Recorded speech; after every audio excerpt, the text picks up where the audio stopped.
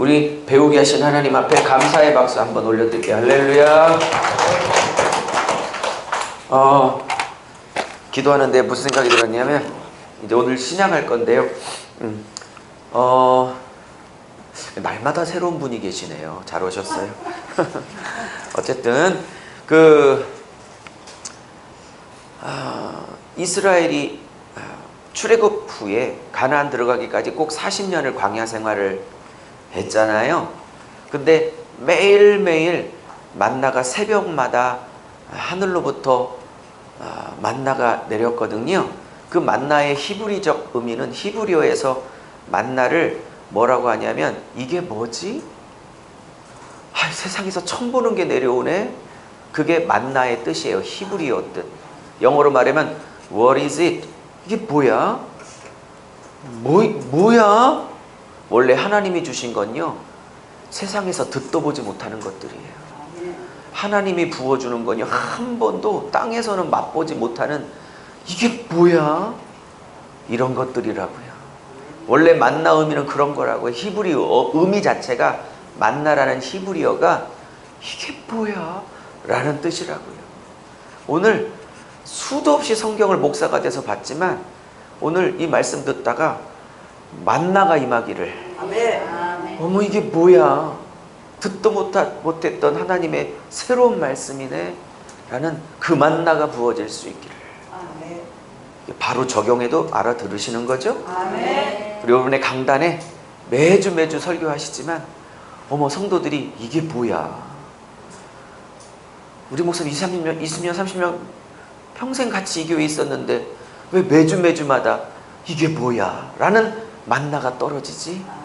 듣도 못할 말씀이 매주마다 선포되지? 그래서 말만의 만나가 아니라 진짜 만나가 이게 뭐야? 그런 만나가 쏟아질 수 하여튼 아멘 하는 분만 그렇게 될 줄로 믿어요. 그런 만나가 쏟아질 수 있기를 주의 이름으로 축복합니다. 잘 오셨어요. 제가 또 인천 늘봄기도회를 또 언제 올지 워낙 또 일정이 바쁘고 어쨌든 잘 오셨어요. 마지막 날 오후 저녁 은혜 받으시고, 제가 이 얘기를 왜 꺼냈냐면 이런 거예요. 어제 아무리 만나가 많이 부어졌어도 하루만 지나면 욕심부려 이상을 거두면 썩게 하셨기에 아무리 많이 거뒀더라도 욕심내서 과잉 수확을 해도 썩게 하셨기 때문에 썩어서 못 먹었어요. 그 다음날. 그래서 새롭게 만나를 새벽에 기다려야 했어요. 이해하셨어요? 어제 영육간에 부어주신 하나님의 은혜가 만나가 아무리 커도 오늘 살아갈 영육의 만나가 오늘 다시 부어져야 하는 겁니다. 아무리 어제 영육간에 목회의 인생의 자녀의 남편의 아내에게 아무리 은혜가 부어졌어도 그건 어제의 은혜의 만나고요. 오늘은 오늘을 살아낼, 그리고 오늘을 목회해야 할 오늘의 영육의 만나가 오늘 것으로서 새 것으로 부어져야지. 어제 만나로 사는 게 아니라 오늘 새벽에 날마다 부어주시는 새 만나로 사는 것을 목사라 하고 성도라 하는 거예요. 그 만나가 어제도 은혜 주셨지만 오늘은 더 큰 은혜의 만나가 부어지시기를 축복합니다. 말 나온 김에 아까워서, 그러면 왜 하나님은 매일매일 만나를 새벽마다 주셨을까요? 만약에 정말 유치한 예화인데 용서하시고 들으세요. 이해를 도우려고, 제가 만약에 하나님 하석영이었으면, 알아들으신 거죠? 제가 하석영이었으면 말도 안 되는 일 또 오해하지 마시고, 집까지 이게 무슨 하나님이야? 그런 게 아니잖아요. 제가 만약에 하나님이었으면 저 성격 같으면 귀찮아서 일주일 거를 한 번에 몰아서 줬을 거야. 그럼 이스라엘 백성도 너무 편하잖아. 한 번에 받고 일주일 쉬었다가 다시 일주일 만에 나오면 되니까. 그럼 하나님도 귀찮어, 백성도 귀찮어. 새벽기도 얼마나 어려워. 매일 나가야 돼, 새벽기도. 뭔 말인지 아세요? 근데 하나님도 귀찮어, 백성도 귀찮어. 하나님이 바보가 아닌데 그거를 왜 한 번 해주시면 편했을 걸. 최소 일주일은 매일매일 구름과자 만드시고 매일매일 메추라기 보내주신 게 얼마나 귀찮아 하나님이. 근데 알면서도 그렇게 고집한 이유가 뭘까요? 효율로 따지면 그냥 한 방에 일주일씩 주면 좋은데 왜 그랬을까요? 하나님이 만나주는 게 목적이 아니거든. 하나님이 매출하게 주는 게 목적이 아니거든. 하나님의 목적은 뭐냐? 매일 아침마다 내 새끼들 얼굴 보고 싶은 거거든. 매일 새벽마다 내 자식들 위로 얼굴을 쳐다보고 언제 만나가 쏟아지지 하고 200만 명 혹은 300만 명까지 추정하니까 300만 명이 새벽마다 다 쳐다보고 있어. 이렇게 하늘을. 얼마나 좋았을까. 여러분은 안 좋아도 하나님은 좋았어. 얼마나 좋았겠냐고. 200만 300만이 오늘의 만나를 기다리며 간절하게 하나님을 다 쳐다보고 있네. 300명이. 에? 그 맛에 귀찮아도 매일 주신 거예요. 매일매일 나를 보라고. 매일매일 보십시오. 그런 걸 보면 하나님이 한 달치만 주시고 또 한 달 후에 다시 하나님 앞에 매달리게 하시는 이유가 있어요. 제가 하나님 앞에, 하나님 어차피 한 몇십 년 더 살아야 되는데 그냥 한 번에 땡겨주면 안 돼. 그때 마음에 주셨던 출애굽기 16장인 겁니다. 이게 16장 만나 사건. 그 하나님이 제 마음에 한 번에 몰아줄 수도 있지. 나도 편하지 뭐.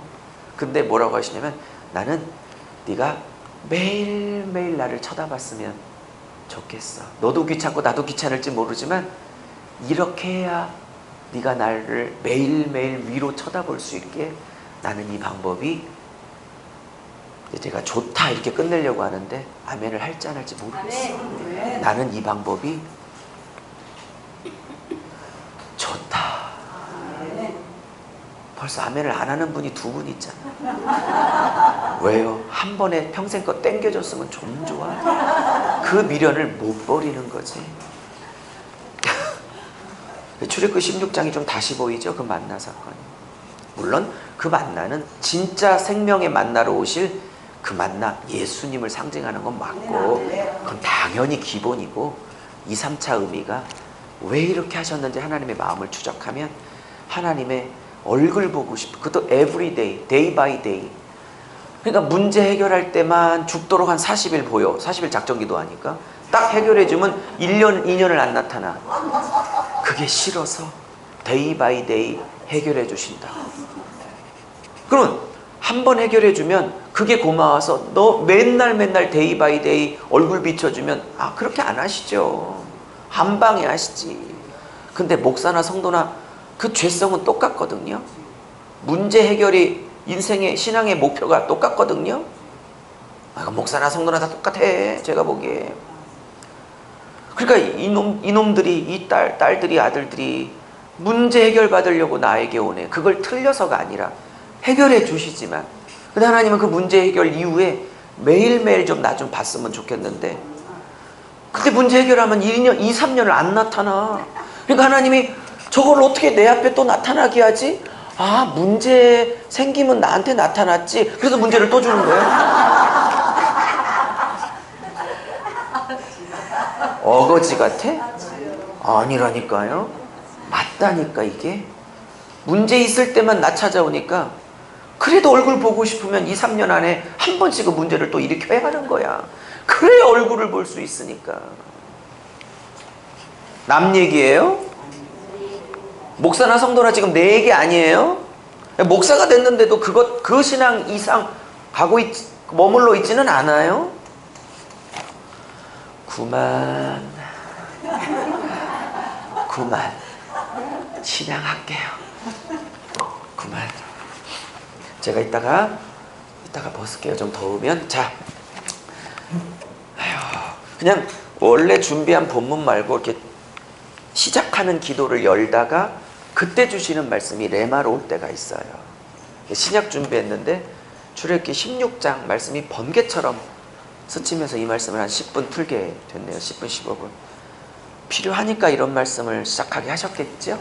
그러니까 제가 농담 반 내지 진단 100% 전했지만, 문제 해결이 목표인 사람은 해결되면, 그러니까 하나님이 목표가 아니고 문제 해결이 목표인 사람은 해결되면 문제가, 즉 목표가 해결됐기 때문에 안 나타납니다. 그렇지만 하나님이 목표인 사람은 문제 없고 해결돼도 목적이 하나님이기 때문에 문제 해결 이후에도 지속적으로 하나님 앞에 나타납니다. 어떤 양떼로 키워야 될지, 내 성도들을 어떤 신앙의 수준으로 키워야 될지 많든 적든 문제 해결만 받고 3, 4년 안 나타나는, 여기서 안 나타난다는 건 예배를 빠진다는 뜻이 아니에요. 11조를 안 하고 있다는 뜻이 아니에요. 그 성도 예배 드리고 11조 다 하고 구역 예배 드리고 다 하고 있어요. 그런데도 안 나타난다니까, 하나님 앞에. 어머, 예배 드리는데 왜 안 나타나? 안 나타날 수 있다니까요. 예배를 드려도 종교 행위를 하면서. 뭔 말? 너무 세? 그냥 축복하고 그냥 갈까요? 이런 걸 가리키는 게 진짜 축복이거든. 바른 복음 배우는 것만큼 복이 없다니까요. 그렇다고 너만 잘나냐 이렇게 꽈서 듣지 마시고요. 저 못난 것 너무 잘 알고 있습니다. 자, 그만할게요. 이제 시작합니다. 오늘은 세 파트를 나눠서 할 건데, 첫째는 오늘 강의 주제 다 할 수 있을지 모르겠어요. 신약 27권이 이게 따로따로 27권인가? 아니면 어제 이틀간 설명했던 것처럼 구약이 39권이 한 권인 것처럼 신약도 27권이 아니라 한 권인가를 좀 증명하려고 합니다. 사도행전까지 혹은 로마서까지만 간단하게. 두 번째, 이 강의가 끝나면 두 번째 마가복음 강의를 하겠습니다. 이제 제가 안 잊어먹으려고 쓴 겁니다. 세 번째, 이제 마태복음 강의를 좀 하고자 합니다. 마태복음 19장, 20장 이거 할 때 누가복음까지 해서 19장, 18장, 19장 이렇게 하고자 합니다. 제가 잊어버릴까봐 적어놓은 겁니다. 첫째, 신약 27권이 한 권인가를 먼저 증명을 하겠습니다. 우리 수요일 저녁, 목요일 저녁 지금 구약관통을 하고 있는데 아주 맛배기만 하고 있죠. 설명 듣다 보니까 이게 구약관통 여호수아까지만 하고 있는데 여호수아까지 6권이 6권이에요? 아니면 한 흐름으로 흘러가는 드라마처럼 한 권이에요? 오늘 또 처음 오신 분은 이게 무슨 소린가? 저녁 때 꼭 오세요. 무슨 얘기냐면 또 얘기했네요. 처음 오신 분이 계셔서 최대한 빨리 보겠습니다. 여러분, 66권이 성경이 정경이 맞죠? 이걸 부정하면 개신교 목사가 아니죠. 이단이죠. 맞습니다. 66권 1000% 인정. 그런데 제가 단서를 넣었죠.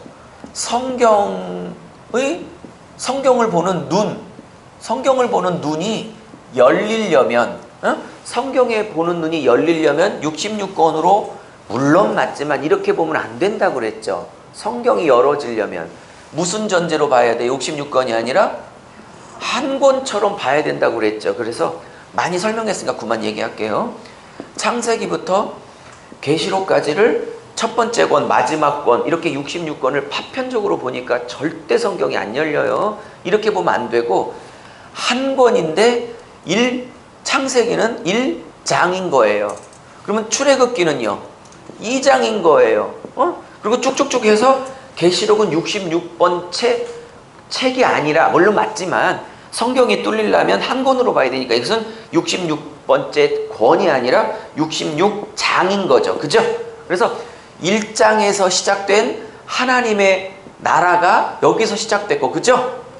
쭉쭉쭉쭉쭉쭉쭉 예수 그리스도가 여기서 하나님 나라, 마태복음 얘기할게요. 40장이 되겠죠. 그럼 마태복음이 40권째가 아니라, 말라기가 39잖아. 그러면 이때는 예수님이 마태복음에 오셔서 하나님 나라를 도래하셨죠. 임하게 하셨죠. 그죠? 여기서 시작됐던 창세기 1장에서 시작됐던 하나님의 나라가 40부 오해가 있으니까 부로 바꿉시다. 40부에서 드라마처럼 보면 40부에서 하나님 나라의 실체가 도래했고, 그죠? 그리고 60부인 계시록에서, 마지막 책에서 권에서 60부인 계시록에서 이 나라가 어떻게 해요? 완성이 됐죠. 그죠? 그리고 완성을 끝내보니까 딱 뭐가 남냐면 신랑이신 예수 그리스도와 정말 거듭나고 배도를 다 이겨내고 죽기까지 예수만 붙들었던 참 신부들만, 즉 마태복음 3장식으로 말하면 쭉정이 말고 알곡들만 이 나라에 들어가게 되겠죠. 그럼 마태복음식으로 말하면 알곡, 그죠? 계시록으로 말하면 신부, 똑같은 얘기죠. 예. 그래서 신랑과 신부가 영원토록, 예수와 신부들이 영원토록 사랑으로, 겸손으로, 온유로, 낮아짐으로, 왕노릇하더라. 이게 저 66권을 진짜 쓰신 진짜 저자이신 예수, 그죠? 그렇죠. 예수 그리스도의 영이신 성령님의 진정한 의도죠. 그러면 보세요. 어제도 말씀드렸지만 서론이 계속돼서 죄송합니다. 날마다 사람이 바뀌어갖고 1600년간 썼다고 그랬어요. 창세기부터 계시록까지 총 1600년이 걸렸습니다. 성경이. 동원된 사람들은 40여 명. 왜냐하면 히브리서 같은 경우는 누가 썼는지 모르니까, 사사기도 누가 썼는지 몰라요. 그래서 여명이라고 해야 돼요. 확실하게 밝혀진 40명 말고도 있으니까 여명이라고 할게요. 오케이? 그러면 여러분 1600년간 40명이 서로 얼굴도 모르는 사람들이 썼는데 근데 창세기부터 계시록까지 이 66부라는 한 드라마가 흘러오는데 40명이 썼으면 각자 시대에 자기 책을 썼을 테니까, 그죠? 그러면 이게 썼으면 40주제가 나와야 되는 거잖아요, 논리적으로. 그죠? 근데 신기하게 하나님 나라의 시작, 하나님 나라의 도래, 마태복음, 계시록, 하나님 나라의 완성, 신랑과 신부의 결혼과 왕노릇, 그죠? 이런 주제가 한 흐름이 40명이 서로 모르는 사람이 있었는데 40주제가 아니라 한 주제, 즉 안 쓸게요. 하나님 나라, 하나님 나라의 시작과 완성, 그죠? 이 주제가 일관되게 40명 안에서 흘러가고 있다면 이건 40명이 쓴 거예요. 누군지는 모르지만 40명 안에 계신 누군가가 40명을 통해서 쓴 거예요. 그러니까 한 주제가 흘러간다는 것은 뭐냐면 여러 사람이 쓴 게 아니라 사람을 동원했지만 누군가 한 사람이 자기 얘기를 창세기부터 계시록까지 하고 싶은 얘기를 일관되게 의도적으로 드라마처럼 쓰고 있다라고 인정을 하셔야 될 거요. 네. 이런 시각을 처음 들어보죠. 이렇게 안 배우니까 성경이 안 열려. 그러니까 저보다 출애굽기 더 많이 알고 계신 분도 계시고, 예를 들면 열왕기상은 저보다 훨씬 뛰어나게 많이 알고 계신 분이 계시죠. 66개의 조각을 조각별로 보면 몇 권씩은 저보다 더 많이 아실 거요. 근데 제가 하고 있는, 전 세계나 한국 돌아다니며 하고 있는 역할은 저보다 더 많이 알고 계시는 각자의 조각들과 파편들을 파편과 조각으로 알고 있으면 안 되고, 그걸 하나님 나라라는 주제를 가지고 66개 조각과 퍼즐을 다 맞추면 어떻게 아구가 맞아지고 어떻게 맞추는 게 아구를 맞추는 법이며, 그게 아구가 66개가 딱 맞아지면 한 판에 그 퍼즐들이 맞아지면 무슨 그림이 뜨는지 그 파편들을 다 연결시키는 작업을 하고 있는 겁니다.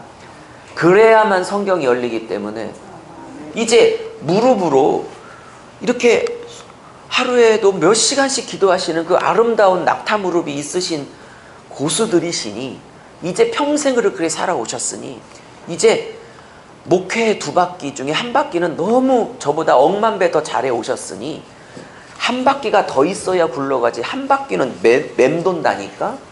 목회가, 인생이, 신앙이 뺑뺑 돌아가, 그 한 바퀴 갖고. 그러니까 목회가 계속 돌고 있는 거야. 그래서 이 한 바퀴 절대 앞으로도 포기하지 말고 계속 지속하시되, 그런 한 바퀴를 더 달아야 나아갈 수 있거든. 그것은 말씀의 바퀴라는 걸 달고, 이 말씀과 기도, 말씀과 성령이라는 2바퀴가 완전히 갖춰지면 이 말씀과 성령이 내 안에서 일하기 시작해.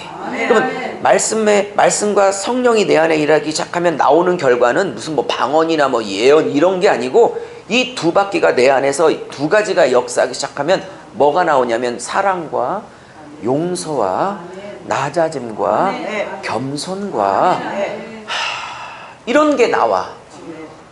그걸로 하나님이 천국의 상급을 결정하신단 말이에요. 그러니 기도라는 바퀴 평생 자라오셨고 앞으로 계속 하시고요. 근데 그거는 제자리만 맴돌게 돼 있다니까. 은사사역, 기도사역 갖고 안 돼요. 시대도 바뀌었어. 더 강력하게 더 많이 하시고요. 이 바퀴는 포기하지, 반드시 있어야 될 바퀴니까. 아멘. 저는 제가 말씀을 위주로 가리키는 강사라고 다른 거 다 때려치고 말씀만 하라. 아니요. 말씀과 기도 바퀴는 조금도 소홀히 할 수 없는 꼭 필요한 두 바퀴입니다. 아멘. 그러니 이것을 그동안에 조금은 소홀히 하고 조금은 그냥 이렇게 했던 이 말씀의 바퀴를 물론 그렇게 안 하셨겠지만 더 강력하게. 아멘. 근데 강력하게 해야지. 은혜 받았어. 성경 피는 순간 졸려. 목사인데도 성경 읽으라고 얘기는 하는데 나도 모르겠어. 성경을 목사가. 솔직히 어렵잖아요. 목사에게도.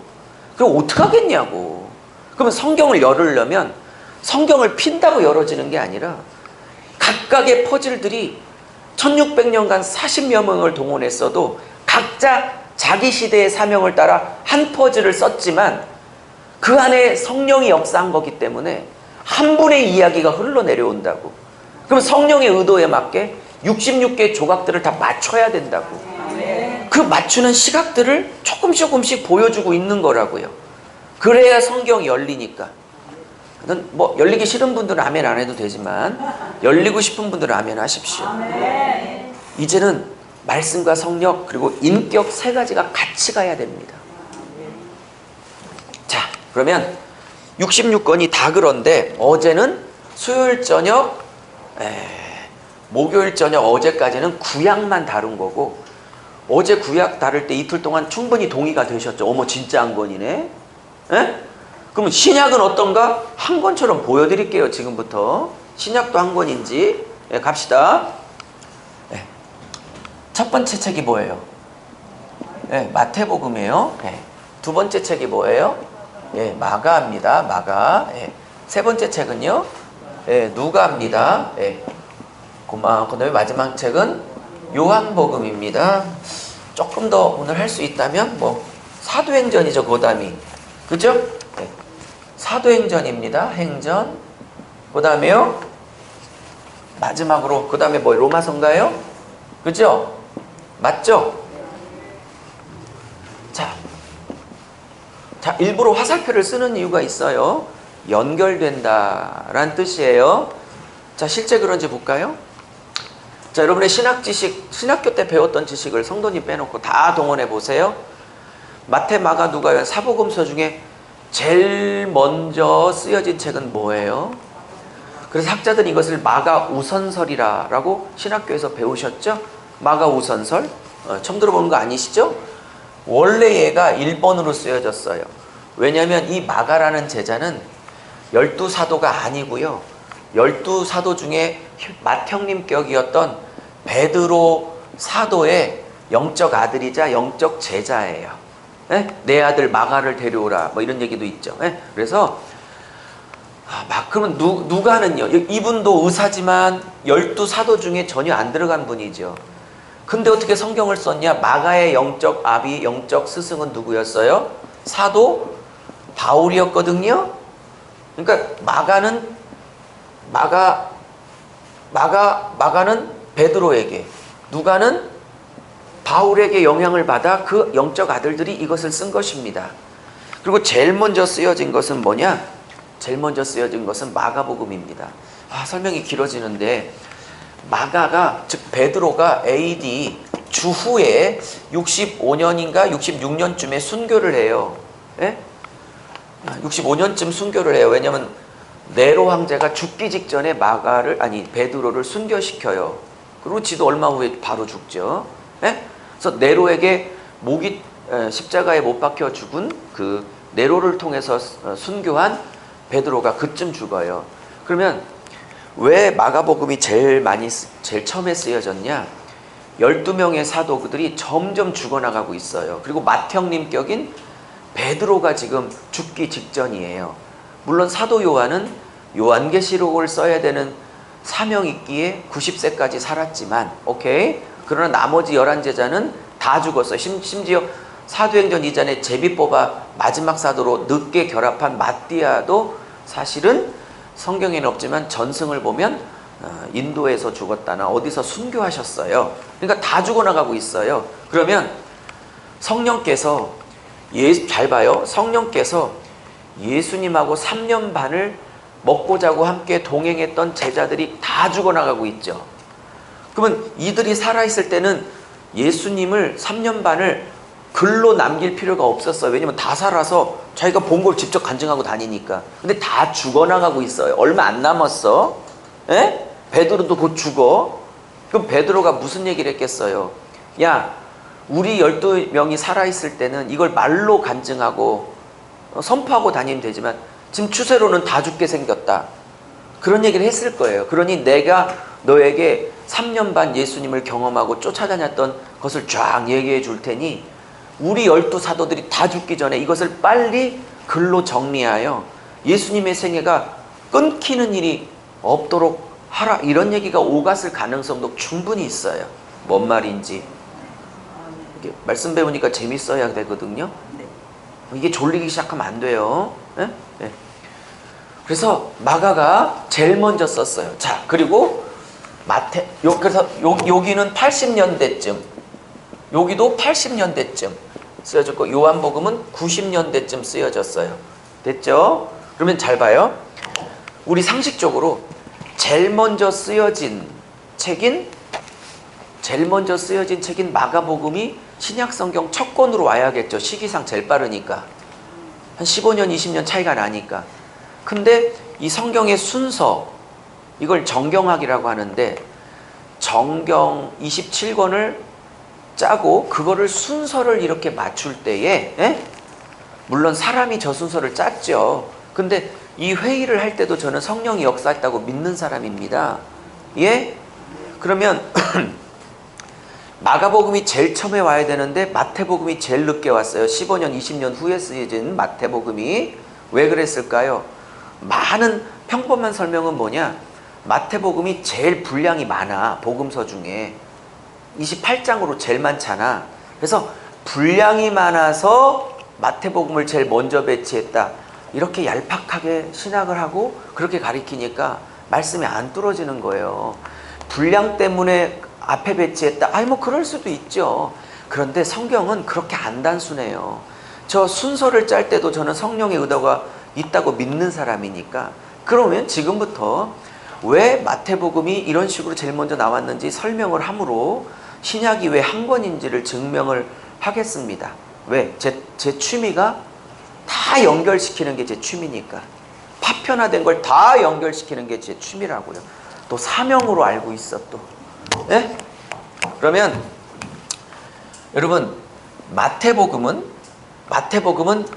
이 내복음서의 주제가 뭐예요? 이 내복음서의 주제가 예수님이 누구신가를 말하는 게 Jesus Christ, 예수님이 누구신가를 말하는 게 사복음서죠. 근데 여러분 마태, 마가, 누가, 요한 네 분이 이렇게 성경을 쓰셨는데 이 네 분들이 그리는, 이 네 분들이 소개하는 예수님이 똑같아. 예를 들어 똑같아. 내용도 글씨도 단어도. 뭐하러 지겨워서 봐. 근데 성령께서 예수님의 네 가지 측면을 네 사람을 통해서 쓰게 하실 때는 잘 들어요. 한 사람이 담아낼 수 있는 예수님이 한계가 있어. 왜? 사람이 아무리 똑똑하고 연계를 뚫었어도, 예를 들어 어느 한 사람이 아무리 신령해도 그 광대하신 하나님을 한 사람이 다 알고 그려내고 담아낼 수 있는 사람은 없어. 그러므로 내가 전 세계에서 최고로 연계의 고수야. 웃기지 말라고 하세요. 교만 떨 이유가 없다니까.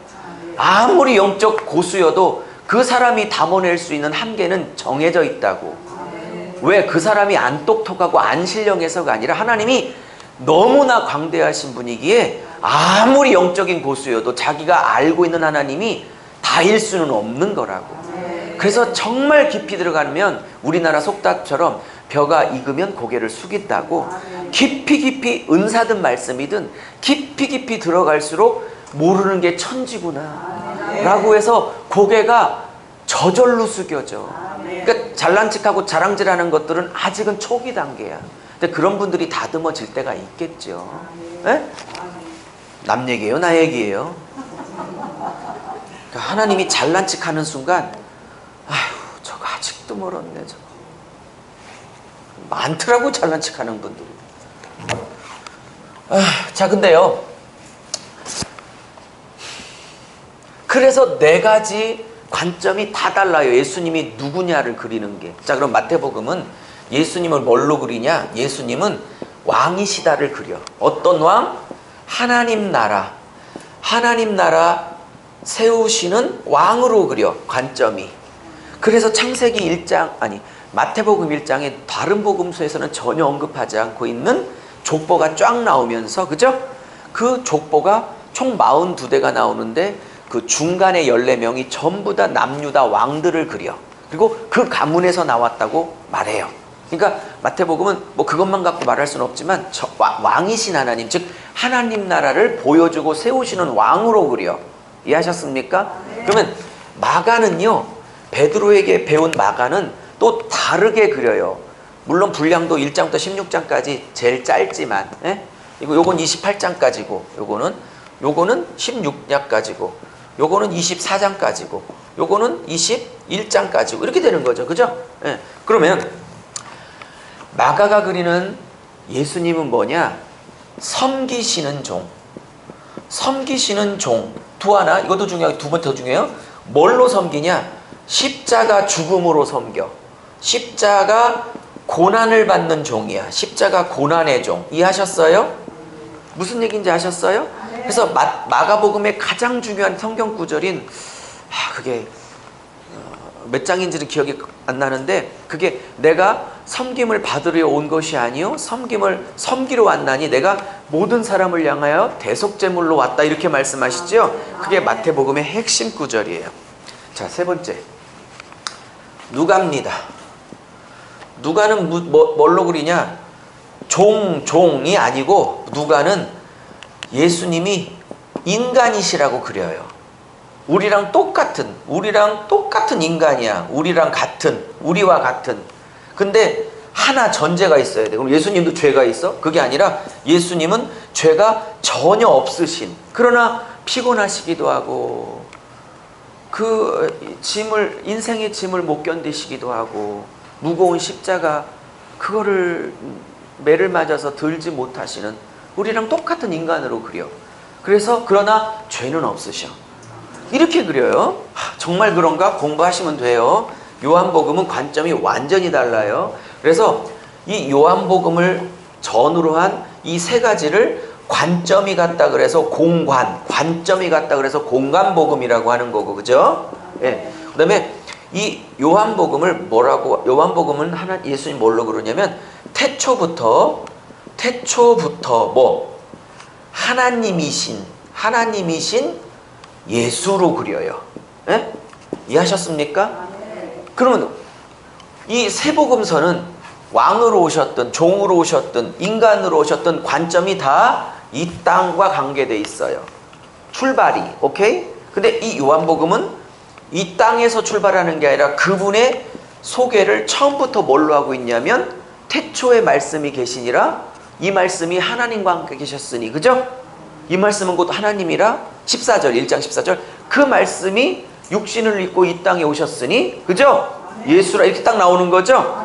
그 시작 자체가 달라서 앞에 세 권과는 관점 자체가 출발이 달라서 공간복음으로 못 들어가는 거야. 그래서 따로 떼는 거야. 하늘복음이라고 하죠. 뭐 독수리복음이라고도 하고, 그 옛날 신학 용어지만. 자, 이해하셨죠? 자, 요까지 말하면 뭐예요? 그냥 신학교 강의실이죠. 이제 이걸 얘기하려고 하는 게 아니에요. 저는 현장 목사니까 이걸 어떻게 적용할 건가를 말하는 현장 목사입니다. 현장 목사. 자, 그러면 이런 강의 한번 해봐도 괜찮아요. 자, 그러면 왜 이게 한 권인가를 설명할게요. 왜 마태, 누가, 마가, 누가, 요한을 통해서 한 권처럼 흘러가는지 설명을 할게요. 큰 틀 안에서. 잘 봐요. 자, 우리 창세기 배울 때 성경의 주제는 하나님 나라라고 그랬죠. 그죠? 근데 창세기 주제는 뭐예요? 하나님 나라가 시작했다, 이런 뜻이죠. 하나님 나라가 이 창세기에서 시작했다는 뜻이죠. 그러면 다 이것도 신약 성경도 주제가 하나님 나라일 수밖에 없는 거예요. 그죠? 맞습니까?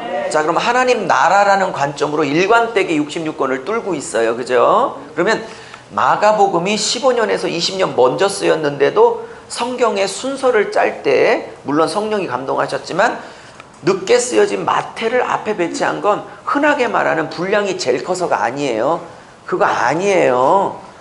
아니라기보단 그런 측면도 있지만 그냥 피상적으로 보는 거고요. 더 깊은 의미가 있어요. 무슨 얘기인지 아셨어요? 네. 그러면 봐요. 왜 왕으로 오신 관점을 갖고 있는 마태복음이 잘 앞이냐? 그건 구약을 알아야 돼요.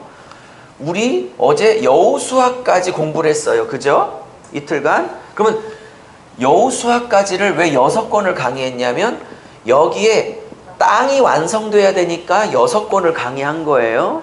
무슨 말인지 아셨습니까? 왜? 하나님 나라는 뭐가 갖춰져야 돼요? 왕이 있어야 되고 땅이 갖춰야 되고 백성이 있어야죠. 이건 성경의 개념이고 요거를 사회학 개념으로 말하면 땅은 영토라고 하고 사람들이 이거는 국민이라고 받고 이거는 주권이라고 받죠. 사회 시간에. 그러면 국민, 주권, 영토 이 말이 성경용어로 바꾸면 왕, 땅, 백성이죠. 그죠? 그러면 하나님 나라가 한 세트가 딱 끝나려면 신명기까지만 제가 강의를 하면 나라 3요소 중에 하나인 땅이 완성이 안 되잖아. 그럼 하나님 나라라는 왕, 땅, 백성의 한 세트가 안 끝나. 뭔 말인지? 아멘? 그러면 여호수아까지를 강의해야 왕, 땅, 백성 3요소가 딱 떨어지죠? 그러면 여호수아까지 하나님 나라가 1차적으로 가나안 땅에 물리적으로 임했어요. 오케이? 그러면 하나님이 그 다음 책 사사기부터 기대하고 있는 그림은 뭐야? 이 완성시켜준 하나님의 나라가 신실하고 아름답고 건강하게 든든하게 점점 세워지고 발전하는 게 하나님의 꿈이었겠죠? 사사기부터? 맞습니까? 근데 이 사사기에 하나님의 나라를 부정해버리죠. 사사기 350년 동안 사사들이 어떻게 해요? 다스렸지만 이스라엘 백성이 하나님을 왕으로 거부하고 자기 소견에 오른 대로 살아버리죠. 사사기 마지막 장 마지막 절에 그렇게 나오죠. 어제 설명 다 했어요. 그죠? 그러면 어떻게 해요? 이 나라가 망가졌죠. 그리고 룻기는 이방 여인 구원 얘기니까 이따 저녁 때 다시 얘기할 거고, 그러면 6기는 이방 얘기니까 일단은 건너뛰고 중요하지만, 그러면 그 다음에 사무엘 상, 사무엘 하, 열왕기 상, 열왕기 하 이렇게 나오죠. 역대상, 역대하 뭐 이렇게 나오죠. 그죠? 그다음에 에스라, 뭐 느헤미야, 에스더 이렇게 쭉 나오죠. 그죠? 그리고 나머지 호세아부터는 이제 선지자니까 역사의 이름은 요까지죠. 에스라, 느헤미야, 에스더까지. 맞습니까? 그러면 봐요. 왜 마태복음이 제일 앞에 와야 되는지. 이 설명하려고 지금 이렇게 끌고 들어오는 거예요 지금. 그럼 봐요. 하나님 나라가 사사기 때부터 일시적으로 붕괴하는 것처럼 보여요. 그죠? 근데 하나님은 사람이 실패했다고 하나님이 실패한 건 아니잖아. 그러니까 하나님은 당신의 나라를 세우시는 일을 사무엘상 사울왕을 세우심으로부터 다시 시작하시죠. 물론 그 전에 다리역할한 사무엘 선지자도 계셨지만 초대왕은 사울이니까 사울도 실패했죠. 사울도 실패했어요. 그죠? 그 다음에 다윗도 성공하듯 하다가 결국은 솔로몬 밧세바 사건, 그 다음에 제일 인생 끝부분에 나오는 뭐 인구조사하고 싶어서 했는데 그거를 성경에서 뭐라고 그래? 사탄의 충동질을 받아 했다고 그래갖고 엄청난 재앙 3개 중에 한 옵션을 고르게 됐죠. 무슨 말인지 그냥 거기까지 얘기 안 하려고 지금 바빠서. 그럼 다윗도 실패. 그러면 솔로몬은요, 초기에는 괜찮았다가 여자들을 1000명이나 두죠. 맞죠? 전 진짜 1명 데리고 사는 것도 진짜 미치겠는데 능력도 좋아. 그 바가지를 어떻게 다 긁히려고. 그리고 가끔 3000명이라고 헷갈리시는 분, 백제 의자왕 3000명이랑 헷갈리는 거예요 지금. 백제 역사와 이스라엘 역사를 섞지 마세요. 뭔 말인지 아셨죠? 다 실패했어. 그리고 솔로몬 이후에 나 또 신약하다가 구약을 개관하고 있네. 북이스라엘과 남유다로 나라가 두 조각 나서 19명의 왕이 등장하고 밑에는 20명이 등장하는 총 39명이 남북왕 합치면 다 실패했어요. 예? 그리고 끌려갔다가 오는 게 에스라, 느헤미야, 에스더예요. 그러면 이 여호수아 이후에 나온 많은 책들은 뭘 얘기하냐면, 예? 제대로 된 왕이 없으므로, 그쵸? 하나님을 대리하고 있잖아요. 이분들이 사울이나 솔로몬이나 다윗이나 39명 왕이나 하나님을 대신 보여줘야 될, 하나님이 누군가를 보여줘야 될 이 왕이 다 실패했죠. 그게 구약의 마지막 얘기죠. 그죠? 스토리로 따지면. 그러면 왜 마태복음이 제 첫 번째 책으로 늦게 쓰여졌는데도 왔는지 아시겠냐고. 뭐 다 설명했는데. 그러면 분량이 많아서요? 그게 신학자들의 설명이라니까. 틀려서가 아니라 너무 얄팍한 거라고. 66권을 한 권처럼 보는 저에게는, 이게 한 권으로 보인 저에게는 분량의 문제가 아니라 구약의 흐름이 다 오면서 땅은 완성됐고 백성들까지 있는데 진짜 왕인 하나님을 제대로 보여줘야 될 인간 왕들이 다 실패했기에, 그게 구약이기에, 그게 30권 결론이기에, 그러면 40번째 책인 신약이 시작될 때 또 사람을 시켜? 39명 왕 플러스 사울, 솔로몬, 다윗 합치면 42명이 실패했는데 1000년을 42명에게 기회를 줬는데 1000년간 42명이 다 실패했는데 또 사람을 세워? 또 유석영을 세워? 그 인간은 더 하겠지? 최고로 나쁜 왕이 되겠죠. 그러니 하나님이 안 돼. 인간왕으로는 안 돼. 내가 내 아들로 내 나라를 다시 시작한다. 내 아들을 왕으로 보내. 내 아들이 내 나라를, 다음 말 잘 들으세요. 실패치 않는 나의 나라를 내 아들은 세우신 것이다.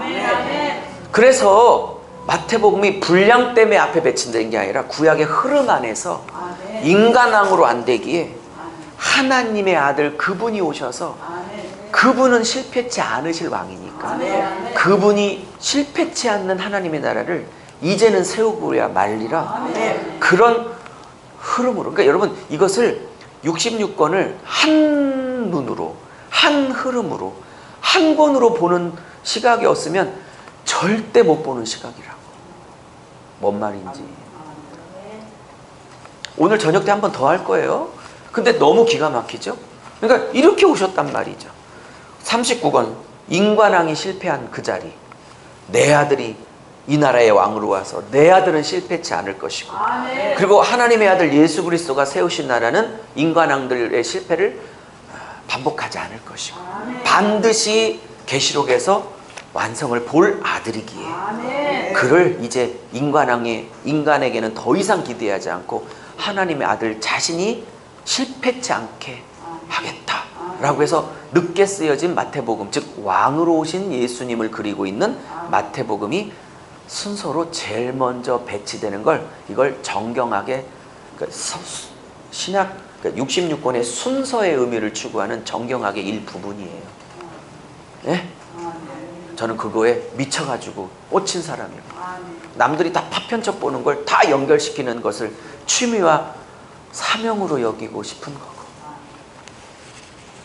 이런 게요, 예언기도 받고 투시하고 입신하는 것보다 10배, 100배, 억배나 더 큰 은혜예요. 입신보다 더 큰 은혜라니까.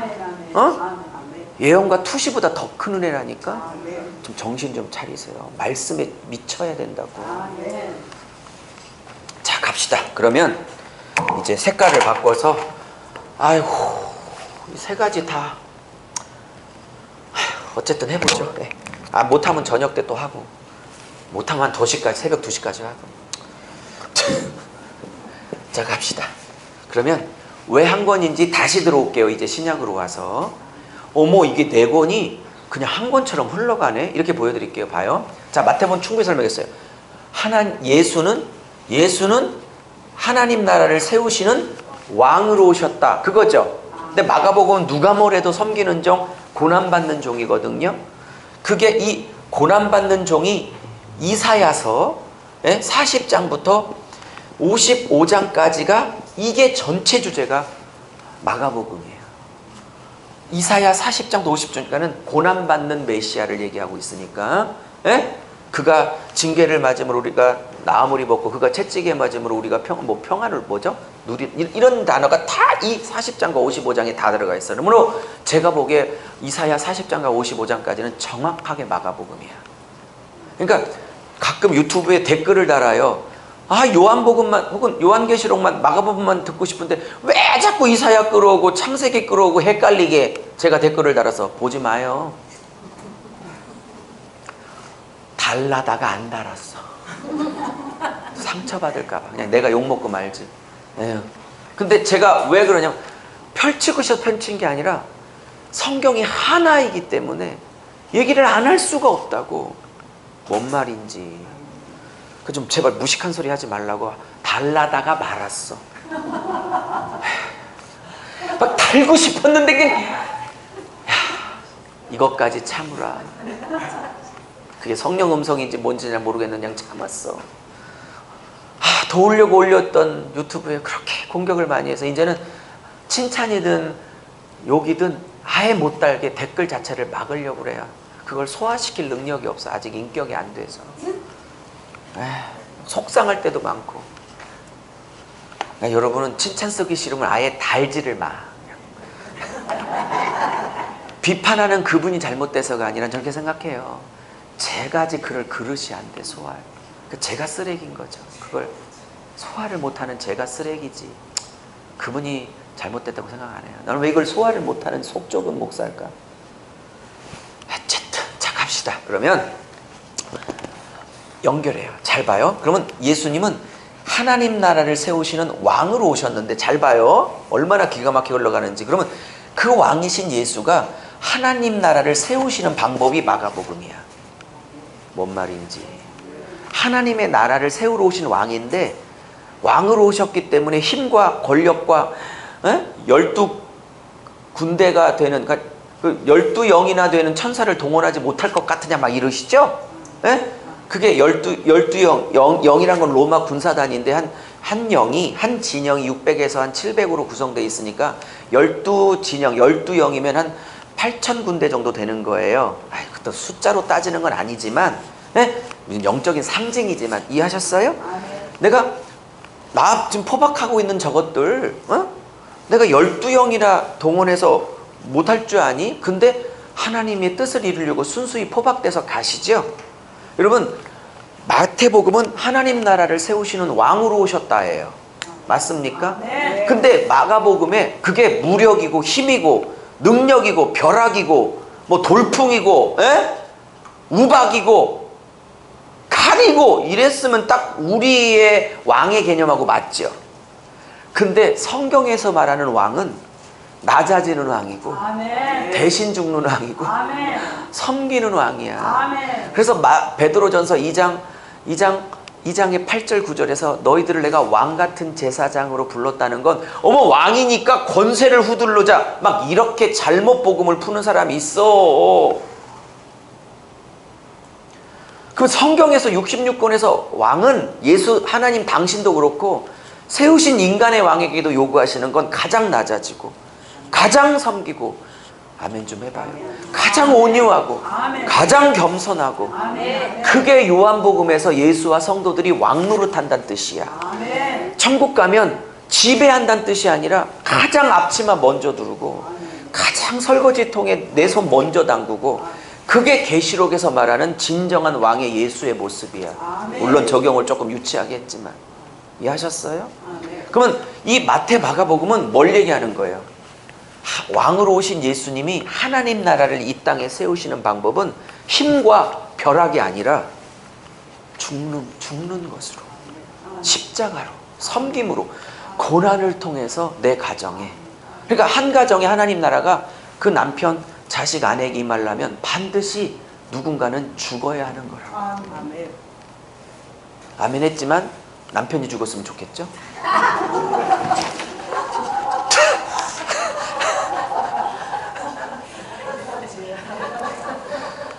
그래서 제가 우스갯소리지만 405장 나 같은 죄인 살리신,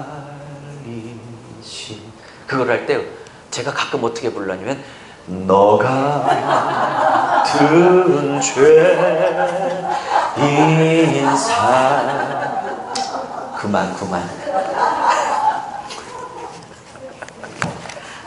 나와 너 모음 한 끗 차이인데 신앙이 완전히 쌩뺑인지 신령한 자리에 있는지가 나 같은 죄인이라고 하는지 너 같은 죄인이라고 하는지 그것만 봐도 알아. 입술에서는 나로 부르겠지 속에서 나라고 하는지 너라고 하는지 하나님 다 아시거든.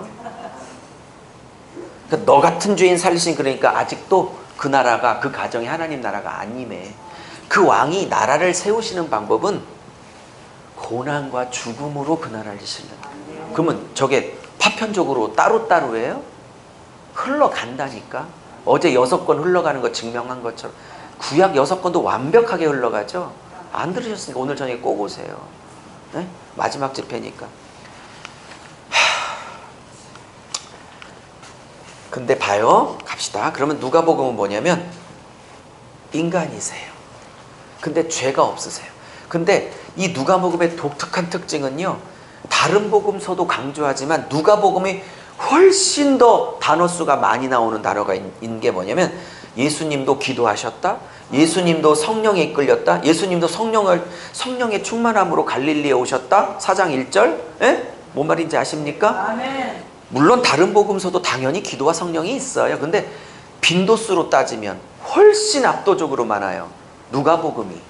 무슨 말인지 아십니까? 기가 막힌 비밀이 있어요. 이게 왜 한 권인지. 여러분, 이분 누가는 누구예요? 누가는 의사예요. 지금이나 예나 오늘이나 예전이나 의사는 인텔리 취급 받습니다. 똑똑한 사람이고 논리적인 거고요. 합리적이 아니면 안 믿는 사람이에요. 그죠? 과학자나 의사나. 근데 이분이 바울 만나 휘끄닥 뒤집어지고 난 다음에 그가 어떤 복음서보다 예수가 기도했다, 예수님은 기도했다, 예수님은 기도했다, 이렇게 두드러지게 기도했고 그 기도를 통해서 성령의 충만함을 받았다, 압도적으로 말해. 이 인텔리가. 원인이 뭘까요? 첫째, 뒤집어진 거고, 둘째, 기도를 강조하고 성령을 강조하는 의미는 그는 바울에게 예수의 생애를 배워서 쓴 거야. 자기는 12제자가 아니었으니까. 그러면 기도와 성령에 매여 살았던 예수라는 이미지를 누구한테 배웠겠어요? 예수한테 직접 배울 일은 없었고 바울에게 배웠죠. 그러면 누가가 썼지만 사실은 누가복음은 바울 신학이 다 들어와 있는 거죠. 바울 영성이. 그러면 누가가 파악하고 있는 예수님은 뭐예요? 다른 복음서와 달리 그도 인간이기에, 물론 잘 들어요, 그도 인간이기에 죄가 없으신 똑같은 우리처럼 졸리고 피곤하시고 인간이신데 그가 이 나라를 세우시는 그 힘은 십자가를 지실 힘은 어디서 나왔냐? 기도하는 힘으로, 성령께 붙잡힌 그 힘으로 죽으셨고, 그래서 기도와 성령의 힘으로 하나님 나라를 세워가셨다. 이래도 3권이 따로따로야? 한 권이라니까. 왜? 성령이 썼잖아. 성령이 40여 명을 동원했지만 한 분이 한 분의 이야기가 흘러가잖아. 한 분의 의도로. 그러니까 66권을 파편으로 생각하니까 성경이 열려질 리가 없어. 이제는 말씀에 목숨을 걸어야 된다. 이 시대는 60년대, 70년대, 80년대까지 은사사역으로도 어마어마하게 부흥을 했어요. 근데 안 돼. 힘들고 어려울 때만 한두 시간 상담하면서 원장님들, 목사님들 집만 빼내고 문제 해결되면 몇 년 안 나타난다니까. 그리고 5년 만에 나타나서 또 뭐가 있다고 내 양떼 안 된다니까. 말씀이 있어야 내 양떼가 된다니까. 제발 좀 믿어주세요, 제 얘기를. 그 다음에요, 이 세복음서만 봐도 그런 거잖아요. 이 나라를 세우시는 왕으로 오셨는데 그 방법은 힘과 벼락이 아니라 죽으심으로 세우셨다. 근데 그 예수님도 우리랑 똑같은 인간이기에 누가복음 자신의 힘이 아니라 기도하여 성령의 충만함으로 인하여 이 나라를, 십자가 죽음을 감당하셨다. 그러니까 세 권이 아니고 한 권이잖아. 그러면서 제가 예를 들게요. 다른 복음서는 요단강에서 예수님이 이렇게 올라오실 때, 세례받고 침례받고 올라오실 때, 다른 복음서는 나머지는 그냥 다 세 권은 그냥 올라오실 새 비둘기 같은 성령이 임하여 내 사랑하는 아들이요 기뻐하는 자라, 이렇게 하나님의 음성이 선포됐다, 이 정도로 그려요. 근데 누가복음만은 정확하게 3장인가? 예? 4장인가 거기에서 정확하게 말해요. 뭐라고? 세례받으러 요단강에 들어가시고 그래놓고 다른 복음서는 그냥 올라오실 때 그러고 마는데, 여기는 그가 물에 들어가시고 세례를 받으실 때, 그 다음 말 기도하실 새 성령이 위로부터 비둘기같이 임하여, 이렇게 나와. 다른 복음서는 12명의 제자를 뽑을 때 그냥 뽑았다 이러고 마는데, 오직 누가복음만 밤새껏 철야기도 하고 12제자를 부르시니, 이렇게 나와. 그거 좀 성경을 알아야 따라오기도 쉽지. 진짜 그런가? 처음 듣는 얘기인데 이러면 곤란하죠. 성도님들은 이런 얘기에 대해서 완전히 자유하셔도 돼요. 그냥 오시는 게 너무 고마운 것뿐. 그러나 목사님들은 어머 진짜 그런 말이 있나? 이렇게 생각되신다면 죄송해요. 동생 목사가 이런 얘기를 해서 죄송한데, 그냥 자극 드리려고 마음 넓게 받아주신다면 많은 반성을 하셔야 돼요. 철저하게 반성하셔야 된다고.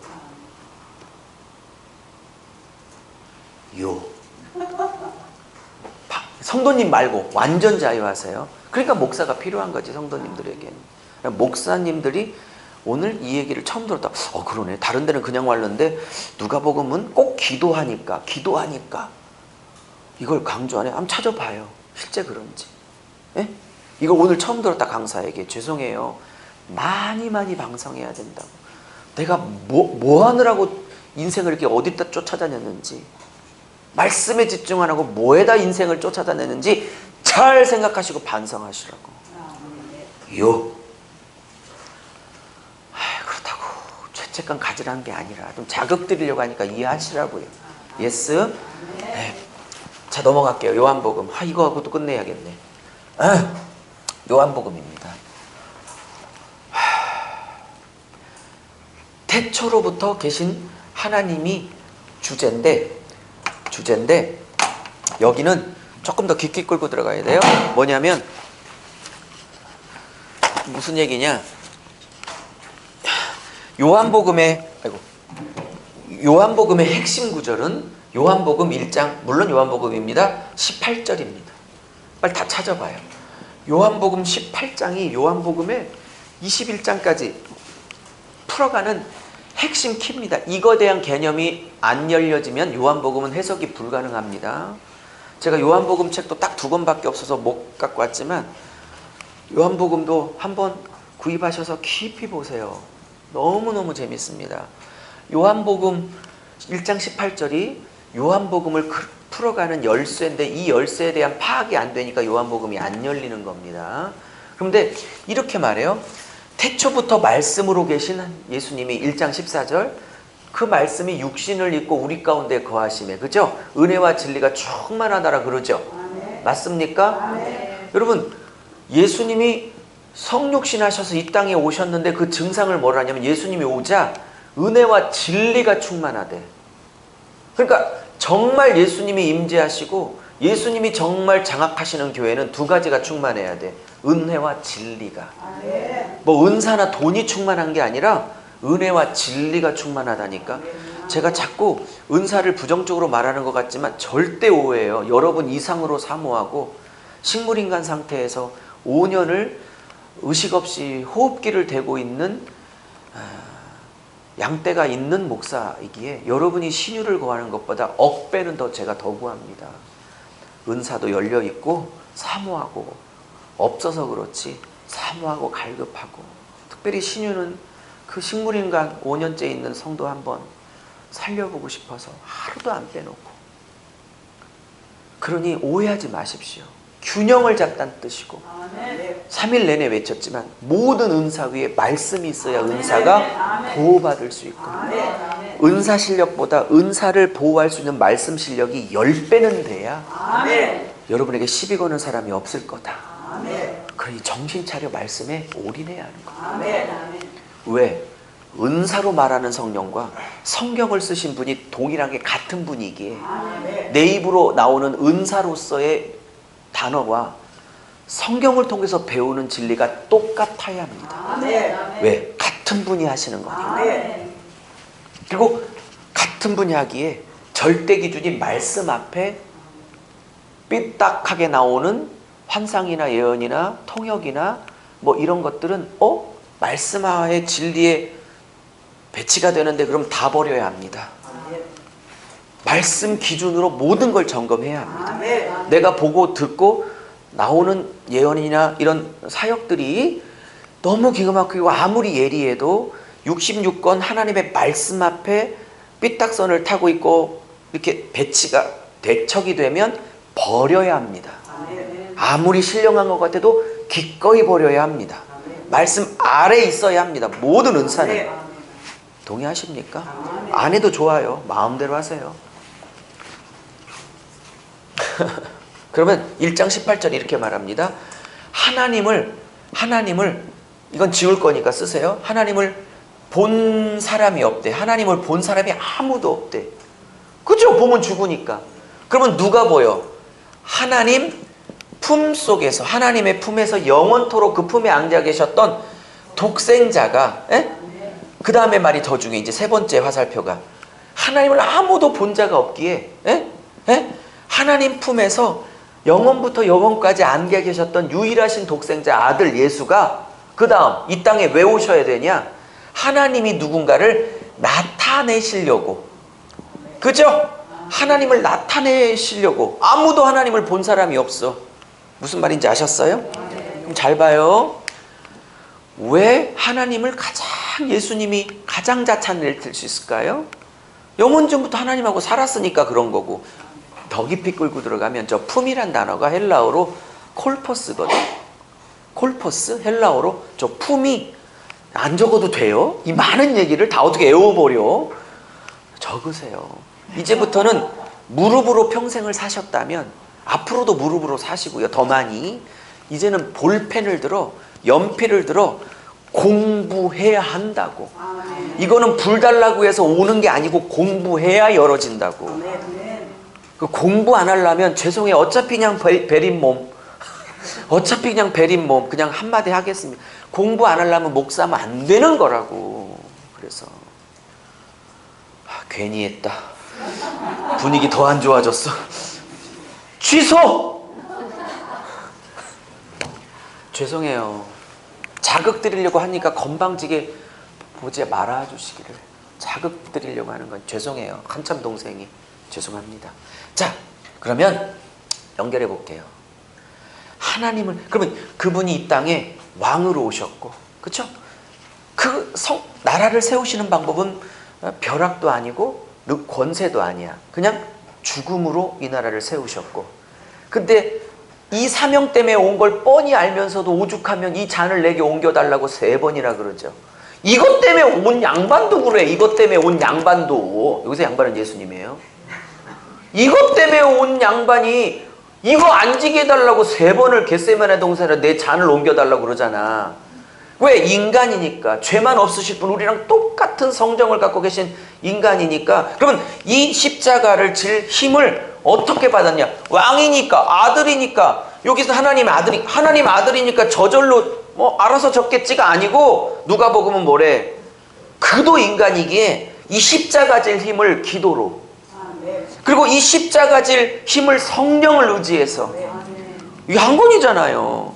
그러면 이 모든 이 3권을 통틀어서 이 과정을 통해서 예수께서 진짜 하고 싶었던 일이 뭐냐? 요한복음에서 결론을 내리는데, 하나님을 본 자가 아무도 없지만 영원전부터 영원까지 콜포스, 그 품에서 봐요. 왜 콜포스란 단어가 굉장히 중요한 단어인지 봐요.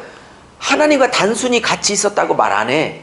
그 품에 안겨 있었대, 영원전부터. 그러면 그 품에 안겼다는 건 아버지 하나님이 그 마음에 무슨 생각을 갖고 있는지, 그 심장이 얼마나 따뜻한지, 예를 듣는 거야. 또 하나님의 심장이 있다고 이단이라고 몰지 말고, 그런 뜻 아니고, 적용 들어갔다고. 이 심장에서 뭐 때문에 울고 계신지, 이 심장에서 뭐 때문에 기뻐하고 있는지, 그 품에 안겨봤기 때문에 하나님 마음에 뭐가 들어있는지를 영원전부터 영원까지 안겨있었던 유일한 분이기에 이분만이 하나님의 아픔과 이분만이 하나님의 기쁨과 이분만이 하나님의 전인격을 드러낼 수 있는 유일한 분이에요. 그러면 똑같은 목사인데 어떤 목사가 하나님을 깊이 소개하고 설명하고 감동을 주냐, 그 목사가 개인적인 독대 시간에, 말씀 보는 시간에, 기도하는 시간에 하나님 주변을 맴도는 게 아니라 그 목사가 말씀과 기도 시간에 하나님의 품에, 그 콜포스에 오랫동안 머물러 하나님의 심장, 하나님의 마음의 희노애락을 다 함께 나누었던 목사의 그 메시지가 영혼들을 울리고 영혼들을 회복시키고. 아멘. 그럼 이 한 절과 갖고도 40분 설교를 해내가야 하는 거라고. 그래서 그걸 통해서 예수님이 그런 분이에요. 그건 학문이고, 그분이 이렇게 깊이 있게 하나님을 온전하게 소개할 수 있는 방식은 아들이었으니까가 아니고 영원전부터 영원까지 그 심장에 안겨받기. 아멘. 그럼 여러분도 일주일 동안, 다음 주 주일 예배 오실 때가 하나님 주변에 맴맴 돌지만 말고 그분 심장 앞에, 아멘. 그분 마음 앞에, 그 콜포스 앞에 아멘. 말씀의 시간이든 찬양의 시간이든 기도의 시간이든 아멘. 안기셔야 되는 거예요. 아멘, 아멘. 이렇게 설교를 40분을 마감을 쳐야, 그리고 통성기도를 들어가야 결단을 한다고. 설교쌤이라고 온 것도 아닌데. 그러면 이런 적용이 가능하려면, 설교적 적용이 가능하면 성경이 열려야 설교도 가능해. 아멘. 성경이 안 열렸는데 설교쌤이나 500만 원짜리 테크닉을 배우는 1000만 원짜리 다닌다고 되는 게 아니야. 그 틀을 부정하는 게 아니라, 아무리 틀을 500만 원, 1000만 원, 실제 500만 원, 1000만 원이 얘기하는 겁니다. 서울에서. 에? 그걸 500만 원, 1000만 원 배웠던들, 틀을 아무리 갖고 왔던들, 거기에 그 틀에 늘 내용이 안 열렸는데 틀만 갖고 온다고 됩니까 그게? 성경이 열려야 설교도 열리지. 그러고 난 다음에 그 비싼 돈으로 배웠던 설교의 테크닉이나 틀도 의미를 갖고 효과를 발휘하는 거지. 그 틀에 늘 내용이 안 들어오는데 뭐 틀만 있으면 됩니까? 제가 전 세계 전국 다니면서 정신 차리자, 말씀에 전부를 걸어야 한다. 그런데도 이렇게 아멘을 했지만 이제 계단 내려가면서 다 잊어버려. 할 생각도 안 해. 답답할 노릇이죠. 자, 오늘 1번만 하고 끝내겠습니다. 2, 3번은 저녁 때 하든지 다음에 하든지. 저거 너무 재미있는데 아까워 죽겠네. 저녁 때 오실 거예요? 안 오시는구나. 그래도 안 할 겁니다. 안 오시더라도 너무 아까운데 오실 분만 하겠습니다. 저녁 때. 올라모시고 말란 마세요. 자, 이거 왜 주었어? 너무 하나님을 나타내. 예수님은 하나님이 누군지, 그리고 하나님을 본 자가 없다, 이 말을 꼭 써서 행전으로 가야 되기 때문에 다시 쓴 거예요. 왜? 한 권임을 증명하려고. 눈치 빠른 분들은 어머 저거를 왜 다시 쓰셨는지 금방 아시죠? 자, 그러면 여기는 뭐예요? 복음의 증인들이, 그죠? 복음의 증인들이, 그죠? 온 세상에 복음을 전파하는 내용이에요. 맞습니까? 맞습니까? 그러면 이걸 또 앞에 내권하고 아무 관계없이 사도행 자체만 묵상합니다. 그러니 성경이 안 열려. 그럼 봐요. 이 복음의 증인이 베드로든 사도 바울이든 12사도든 우리들 다 마찬가지죠. 그러면 사도행전에서 말하는 증인은 뭐예요? 정말 거듭나서 정말 예수를 구세주와 주인으로 모시고 있는 모든 거듭난 성도들을 증인이라고 그러지 12사도만 증인이라고 안 하죠. 그러면 요한계시록 11장에 두 증인이 나오죠. 계시록 11장에. 그러면 특별한 두 종입니까? 아니면 거듭난 모든 성도들은 복음을 전할 사명이 있는 두 증인입니까? 2번이죠. 이렇게 풀어야 되는 게 저는 맞아 보이는데, 계시록 11장의 두 증인을 미래에 나타날 특별한 두 명의 위대한 종이래. 아주 환장하겠어요. 그렇게 말하는 세미나가 너무 많아서 개뿔 취소, 개뿔 취소. 그리고 미래에 나타날 유명한 정말 대단한 두 종이라는데 처음에는 그렇게 안 하다가 이제 점점 그 중에 하나는 자기라고 이렇게 가게 돼 있어. 그런 해석을 열어놓으면 그렇게 안 하려고 했는데 나중에 그렇게 가게 돼 있다고. 뭔 말인지. 아니 위대한 두 증인이 두 명입니까? 거듭난 진짜 모든 성도들에게 복음을 전할 사명은 증인으로서 다 있는 겁니까? 이렇게 푸는 게 맞지 않아요? 개뿔. 두 명의 두 위대한 종이 나타날 거래. 그리고 나중에는 그 중에 하나가 나라고 막 하게 돼 있어. 지랄하지 말라고 하세요. 취소.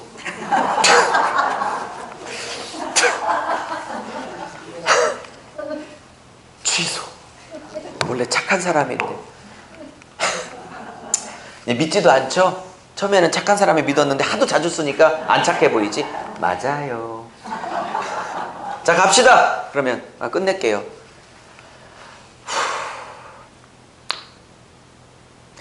그러면 이걸 다 잘라놓고 사도행 자체를 묵상하니까 그렇지, 이 증인들은 예수처럼 똑같은 방식으로 복음을 전하게 돼 있어요. 앞에서 나온 네 가지 방식으로. 됐어요? 예수처럼 하면 돼요. 예수보다 덜 할 것도 없고 더 할 것도 없어. 예수님이 사복음서에서 말했던 저 방식으로만 예수님을 이어받아 복음 전하고 하나님 나라를 세우는 거야. 예수님이 안 했던 방식으로 하나님이 하라고 요구하지 않아. 내 아들 예수가 했던 그 방식으로 하라는 거야. 그게 증인들이야. 근데 예수는 단 한 번도 벼락이나 힘이나 무슨 막 쓰러뜨리고 이런 걸 갖고 해본 적이 없어. 십자가에서 죽어서 하셨어. 근데 그도 인간이기에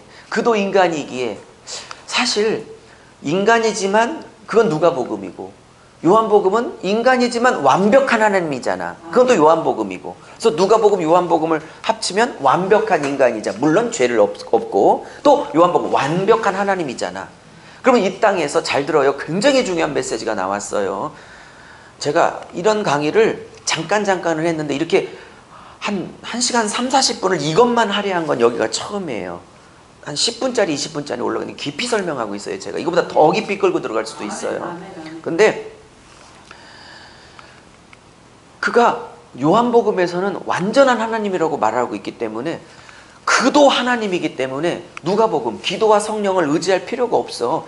그가 하나님이라니까. 근데 자기 안에도 하나님이기 때문에 당신 안에 제2위격이신 성자 하나님이기 때문에 삼위이격이시, 여기서 삼위라는 건 세 번째 신이라는 게 아니에요. 에? 오해하지 마세요. 동일한 분들이에요. 또 분들도 삼신론 취소, 동일한 분이에요. 이래야 또 공격을 안 받지. 또 시비 거는 분들이 많아가지고. 됐습니까? 근데 저 굉장히 공격하는 분들 많은 거 아세요? 어쨌든 말을 안 해서 그렇지. 어쨌든 네, 요한복음에 그도 똑같은 하나님이기에 기도와 성령이 필요 없어. 그럼 누가복음은 어떤 뜻이냐? 누가복음을 쫙 읽으면 하나님이다, 왕이다 이런 개념을 빼고 죄만 없지 나랑 똑같아. 상처받고 눈물 흘리고 피곤하시면 주무셔야 되고 새벽에 일어나기 싫고 똑같다고 가정해서 읽어야 돼. 그러면 누가복음은 신앙생활을 어떻게 해야 되는지에 대한 견본책이야. 나랑 똑같은데 저분은 어떻게 하셨는지를 보는 게 누가복음이에요. 근데 기도와 성령으로 하셨대. 자신 안에 하나님의 능력이 있는데도 그걸 한 번도 안 쓰고, 이거 중요한 메시지가 있어요. 내 능력을 하나도 안 쓰고, 그 능력이 다 있는데도 불구하고 내 능력을 안 쓰고 성령이 힘주시지 않으면 무력한 존재인 것처럼 사셨어. 이건, 이 누가복음은 똑같은 인간인데 어떻게 신앙생활을 해야 되는지 샘플로 제시하는 책의 성격이 있기 때문에, 그건 다는 아니어도 그런 성격이 강하기 때문에 이 누가복음을 읽는 독자들에게 똑같이 말하는 거야. 하나님이신 예수도 자기의 힘을 의지하지 않고 오직 기도함으로 성령의 능력만을 100% 의지하여 인생과 목회를 해냈다. 그러니 누가복음 있는 독자들아, 너는 뭐를 의지하고 있냐? 라는 게 이게 여러 가지 주제 중에 빼놓을 수 없는 중요한 테마라고. 진짜 재밌지 않아요? 이렇게 66권 다 배우고 싶지 않아? 종로로 세요.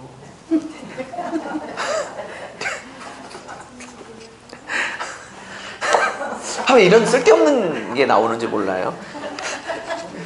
자, 갑시다. 그러면 이 증인들도 예수처럼 하나님 나라를 세워야 하기에 이 증인들을 베드로전서 2장 8절 9절에 너희들은 나와 같은 왕 같은 존재다. 왕 같은 제사장이요, 거룩한 나라요, 나의 소유된 백성, 이렇게 나오죠. 네? 근데 이 왕은 굴림하고 벼락을 때리고 힘으로 윽박지르는 왕이 아니라, 권위를 쓸데없이 부리는 왕이 아니라 나처럼 해야 돼. 나처럼 해야 돼, 이 왕들은. 그러면서 나처럼 똑같이 복음의 증인들도 벼락으로 세상을 바꾸는 게 아니라 근데 그런 거 엄청 원하셨죠. 벼락 능력 주셔서 말 알아듣는 거 한 번에 안수해서 제끼게 하여 주시옵소서. 이제까지 은사를 구한 게 그거 아니에요? 말 안 듣는 거 안수해서 한 방에 제끼게 하여 주시옵소서. 동기가 잘못됐다고. 하나님의 방법이 아니라고. 하나님의 방법이 아니라고. 능력으로 제압하는 게 하나님의 방법이 아니라니까. 그러니까 증인들도 왕 같은 제사장으로 세웠으니 너희들도 내 방식대로 십자가에서 죽음으로. 그리고 근데 내가 너희들처럼 똑같은 인간으로 왔기에 나도 이 마가복음의 사명을, 마태복음의 사명을 감당하기 위해서 나도 내 힘을 의지하지 않고 기도와 성령을 의지한 것처럼 나의 증인들아, 나와 같이 오직 기도와 오직 성령으로 가야 한다. 그래서 나처럼, 요한복음으로 왔어요. 증인들아, 나처럼 최종 목적은 뭐냐? 한 번도 하나님을 본 자가 없기에 내가 33년 살며 짧은 기간 동안 하나님이 얼마나 사랑인지, 하나님이 얼마나 용서인지, 하나님이 얼마나 겸손이신지, 하나님이 얼마나 낮아지심인지를 보였고 나는 떠나갔으니, 성령을 보냈으니, 나의 영을 보냈으니, 예수 그리스도의 영을 보냈으니 그 영과 그 성령과 함께 동역하여 최종 목표, 보이지 않는 하나님을 어떤 분인가를 너희들의 용서로, 너희들의 사랑으로, 너희들의 낮아짐으로, 너희들의 겸손으로, 너희들의 따뜻한 말로. 제가 전 세계 전국 다니면 맨날 하는 얘기가 있어. 은사가 깊어질수록 자꾸 따뜻해져야 돼. 그리고 말씀이, 진리가 깊어지고 세미나 막 이쪽 저쪽 다 다닐수록 무슨 증상이 나와야 되냐? 많이 한다는 교만이 나올 게 아니라 말 한마디가 자꾸 어머, 조 목사님 1년 전에 그냥 툭툭 내뱉고 한마디 싸붙였는데 무슨 일이 있는 거야? 왜 이렇게 말 한마디 따뜻해지고 눈빛 하나 이렇게 눈빛이 왜 이렇게 도끼가 빠졌어? 이게 정상이야. 근데 1년 만에 봤는데 완전히 반대로 더 독해졌어. 더 싸나워졌어. 말을 더 쏴. 잘못 가고 있는 거야. 구원을 안 받았다 이런 얘기를 하고 있는 게 아니라, 구원론을 건드는 게 아니라 잘못 가고 있다고. 복음과 말씀이 깊어질수록 뭐가 보여? 막 입신해서 이런 걸 말하는 게 아니라, 복음과 은사가, 진리가 깊어질수록 반드시 나와야 되는 건 뭘 봤어가 아니고 따뜻해지는 거예요. 이게 없으면 잘못 가고 있는 거라고 단언합니다. 어느 한 권 갖고 공부해서 말하고 있는 게 아니야. 66권을 한 전도 안 빼놓고 다 가리키면서 깨닫는 거예요. 하나님 요구하는 게 이거. 그래서 이게 열매라고 하는 거라. 이거 없으면 뭘 보고 듣고 입신을 수천 번 해도 소용없어요. 말씀에 올인하라고. 그게 사도행전이에요. 그죠? 근데 이것이, 이 증인들이 이 마태, 마가, 누가, 요한에서 예수님의 방식을 요구하셨는데, 이 증인이 알긴 알겠는데 이게 돼, 안 돼? 안 되죠. 알긴 알겠는데 이대로 사라져, 안 사라져? 아니, 지금 살아서 이 대답을 안 하는 거예요, 지금? 안 사라지잖아. 그래서 이 증인들에게 그렇지 너희들은 이걸 살아낼 능력이 네 안에 없지. 그래서 내가 도와줄게. 그래서 1장 8절에 너희에게 성령의 권능이 임하시면 땅끝까지 증인되리라. 내가 성령으로 도와줄게. 이렇게 나온 거라고. 예? 그게 사도행전이라고. 그리고 다음 책이 뭐예요? 로마서까지만 해드릴게요. 이거 칠판만 길었으면 계시록까지 이렇게 한 판에 이제 제가 할게요. 여기 로마서, 갈라디아서 여기다 쓸 테니까 와서 보시든지. 그러면 27권이 정확하게 한 권이야. 이거를 이런 칠판이 한 5개, 6개가 있으면 이렇게 돌아다니면서 66권을 저렇게 핵심 개념만 딱딱 돌아서 66권 전체가 왜 한 권인지 할 수 있어요. 언제 그런 날이 오기를. 너무 재밌죠. 이렇게 큰 틀이 보여져야 한 권을 잡아 1장 1절을 설교를 시작할 수 있는 거예요. 개념도 없이 어떻게 설교를. 성경의 전체 개념을 못 잡았는데 어떻게 말씀 사역을 하냐고. 답답해 미치겠어요. 아주. 오라고 해도 하나. 다른 거는 돈을 내고 와서 형편이 어려워서 못 온다고 하자고. 형편들이 어려우시. 여기는 기도원에서 섬기셔서 무료로 하는데 또 안 와. 저는 물론 목사님 사모님들 직장 나가고 택시 운전하시고 그러셔서 그런다고 얘기는 들었어요. 그런 분들 빼놓고 정말 어쩔 수 없어 일하시는 분들 빼놓고 올 수 있는데도 안 오는 분들은 참 안타까울 뿐이죠. 좀 배우셔야 될 것 같다는 생각을 하는데 저는. 자, 로마서입니다. 여러분, 로마서는 뭐니 뭐지 해도 바울이 썼던 13권 서신서 중에 가장 꽃이죠. 바울 서신의 다이아몬드다 그러죠. 저는 뭐 다이아몬드를 가진 적이 없어서 안 와닿아요. 그럼 제 표현을 하면 바울 서신 13권 중에 광어회구나. 이렇게 해야 훨씬 와닿아. 얼마나 귀한 건지. 회 좋아하는 저에겐 다이아몬드 어차피 줄 일도 없고 관심도 없으니까 안 하다가 그래갖고 저게 바울 서신 13개의 광어회 우럭회구나 이러면 확 와닿지. 쓸데없는 소리 그만할게요. 죄송. 결국 로마서의 핵심은 1장부터 16장까지인데 결국 핵심은 뭐예요? 복음이 뭐냐 예요. 그래서 바울 서신의 꽃이죠. 회죠. 근데 자, 이제 끝낼게요. 그리고 이제 끝내고 헌금할게요. 근데 여러분 보세요. 성령의 권능을 말해서 이 사복음서의 방식을 가지고 나를 드러내고 나타내 달라. 너의 성품과 인격과 눈빛과 표정으로, 섬김으로, 희생으로, 손해봄으로 아멘 좀 해요. 아멘. 그냥 너무 감동하셔서 안 한다고 믿고 넘어갈게요. 그러면 성령의 권능이 임해야 그 삶을 살아내지. 그러니까 제가 보는 성령의 1장 8절 사도행전 성령의 권능은 뭘 막 넘어뜨리고 병 고치고 안진뱅이 고치고 인정 100% 인정. 근데 제가 보는 성령의 권능은 그런 측면만 있는 게 아니라 인정하지만 이 4가지 삶을 살아나게 하는 성령의 권능이라고. 내가 어떻게 죽어? 내가 어떻게 십자가죠?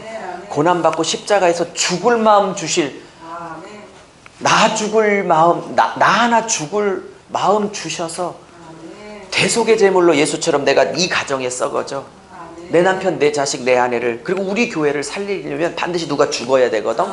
다 살겠다고 하는 것들만 있으면 교회가 안 돼. 누군가는 죽어야 돼. 제가 볼 때 1순위는 장로님이나 권사님이 아니야. 이런 얘기 먹고 목사들 세미나 들어가면요 꼭 장로님 권사님이래. 아니라고. 담임 목사 1, 2번 3호, 셋째 장로님, 넷째 권사님, 다섯째 집사님, 그 다음에 평신도들, 청년들 죽어야죠. 제가 이렇게 죽는 순서를 얘기했더니 우리 교회는 아무도 장로를 안 받으려고 그래요. 10년을 이렇게 죽는 순서로 가르쳤더니 뭐 장로 권세에 대한 욕심이 없어. 왜? 가장 먼저 죽어야 될 자리니까. 그래서 뭐 장로 된다고 막 1000만 원, 500만 원 내서 나 시켜줘. 그런 인간이 하나도 없어. 첫째 돈이 없고, 둘째 일찍 죽기 싫어. 왜? 그건 죽어야 될 자리지 권세와 권위의 자리가 아니거든. 그래서 아무도 안 받으려고 그래. 준다고 해도 안 받으려고 그래. 이런 게 이렇게 가야 교회가 맞는 거라고. 조금 우스갯소리도 섞었지만 뭔 말인지. 목사를 왜 자꾸 데리려고 그래? 정은이 형, 진핑이 형 몰라요? 진핑이 형? 진핑이 형 누군지 몰라? 시진핑. 진핑이 형이나 정은이 형 내려오면 목사가 제일 먼저 주고 사모랑. 뭐 자꾸 데리려고 그래? 1순위인데. 되려고 하시면 뭐 죽을 각오를 하고 되시든지. 죽을 마음 없이 목사 사모를 해요? 어림도 없는 소리. 그게 뭐 영화와 존귀와 박수 받는 자리인 줄 아십니까? 하나님이 그 교회에서 제일 먼저 죽으라고 하는 자리인데 지금도 안 늦었어. 취소해도 돼. 이거 할 자신 없으면. 물론 도전입니다. 용서해 주세요. 그건 취소하라는 게 아니라 각오하시란 뜻이라고. 자, 이제 끝낼게요. 뭐 거의 2시간이나. 그러면 봐요.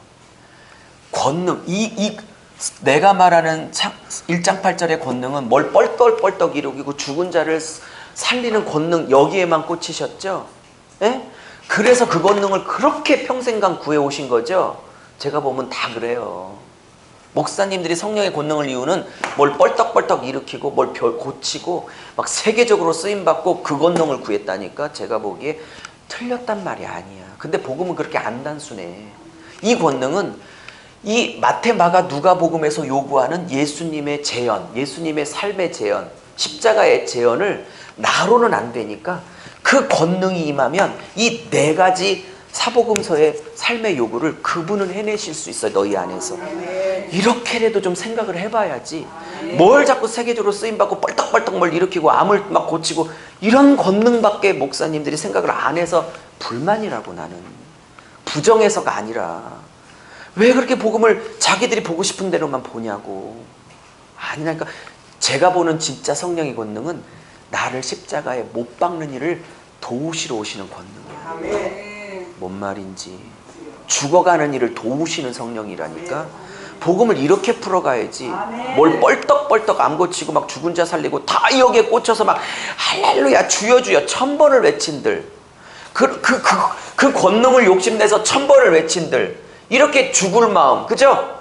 낮아질 마음, 나 말고 나를 싹 죽이시고 하나님만 나를 통해 들어주시세요, 이 마음이 없는데 뻘떡뻘떡 일으키고 암 고쳐서 어쩌려고. 그 권능이 오신 이유를 한 권처럼 봐야, 이걸 27권이 아니라 한 권으로 봐야, 한 권으로 성령이 쓰셨기에 사도행전이라는 5번째, 맞아요? 5번째 책에서 권능을 얘기할 거면 이 1권부터 1부, 2부, 3부, 4부가 꿰어지고 5부쯤에서 1장 8절에 권능을 얘기하고 있다는 건 이 스토리를 꿰고 있어야 권능의 의미가 나오지. 왜 내 맘대로 가 성경을. 근데 죄송하지만 이런 실각은 죄송하지만 평생에도 잘 안 열려요. 그러니까 멘토가 있어서 호밥처럼, 광야의 길을 인도할 호밥의 눈이 필요한 것처럼 저도 여러분도 열심히 배우고 갈고 닦아서, 모세가 처남, 제가 이 사역을 시작했던 이유가 이건데, 민수기 말씀 때문에 시작한 건데, 처남 나도 광야에 좀 살았지만 광야는 네가 더 혼하잖아. 호밥이 처남이었잖아 모세. 예?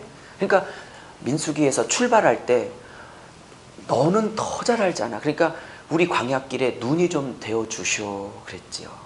근데 민수기 문맥에서는 거절해.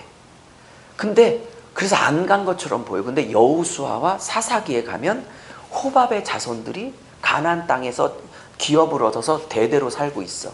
그리고 사사기에 그 시스라 장군 아시죠? 드보라와 바락을 대적한, 아시죠? 또 시스라를 처음 들었다 곤란해요. 성도님들은 괜찮아, 그냥 무조건 와주기만 해도 너무 이뻐, 괜찮아. 근데 시스라가 죽을 때 그 관자놀이, 이 관자놀이에 말뚝을 뚫어서 관통해서 죽인 그 야엘이라는 여자 있죠? 그게 호밥의 후손이야, 그 남편이. 그러니까 민수기는 거절한 것처럼 보이지만 여호수아 사사기까지 지평을 넓히면 따라와서 정착한 거라고. 그러면 유추하기를 40년을 인도했을 가능성이 많다고 학자들과 저도 봐도 이렇게 보이는 거예요. 물론 자기들이 불순종해서 38년을 돌았지만 따로 광야 생활을 했지만 말씀이 불순종 안 했으면 호밥의 인도에 따라 아마 바로 시간을 줄여 들어갈 수 있었을 거예요. 제가 그 본문을 읽으면서 아주 오래전에 하나님 앞에 주님 정말 쓰레기 같고 부족하고 부족한 목사지만 열심히 공부하고 갈고 닦을 때니까 저를 광야길보다 더 미로 같은 66권이란 이 성경의 이 길을 너무 복잡하고 목사가 되고 신학을 했는데도 안 뚫어지는 걸 어떻게 양들 보고 뚫으라고 그래. 나도 안 뚫어졌는데 목사가. 예?